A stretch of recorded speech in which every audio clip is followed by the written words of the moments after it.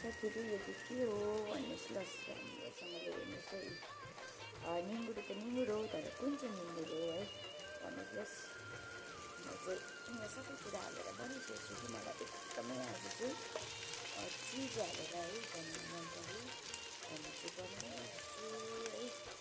यो चाहिँ कहाँको निङ्गुरो हो र कुन चाहिँ हो भने त्यसमा चाहिँ यो तेलाएर बोइल पनि गरिसकेको, बोइल गर्दा अलिकति यस्तो भएछ हो, बेसी बोइल गरेर अलिक कालो कालो भइसकेको छ हो।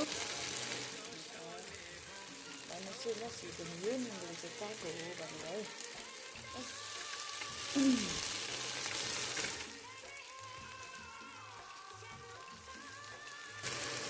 तपाईँहरूलाई चाहिँ खाउँ लाग्दो लाग्यो भने चाहिँ त्यो विषयमा पनि भन्नुहोस् है ल।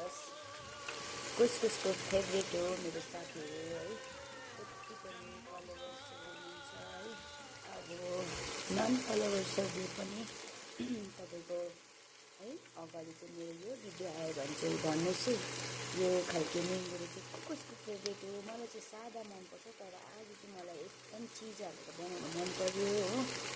र चिज चाहिँ अब माथिबाट हालेर एकछिन छोपेपछि रेडी भइहाल्छ है खानु त। तर यो चाहिँ अलिकति पाक्नुपर्छ हो, त्यसले गर्दा अब म यसको दुई मिनट बादमा हाल्छु त्यो चिज है चिज।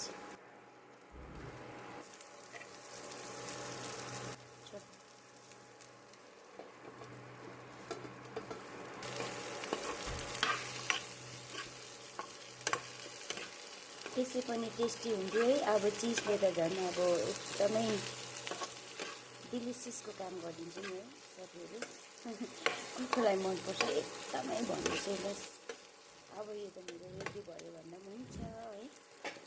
हेर्नुहोस् है।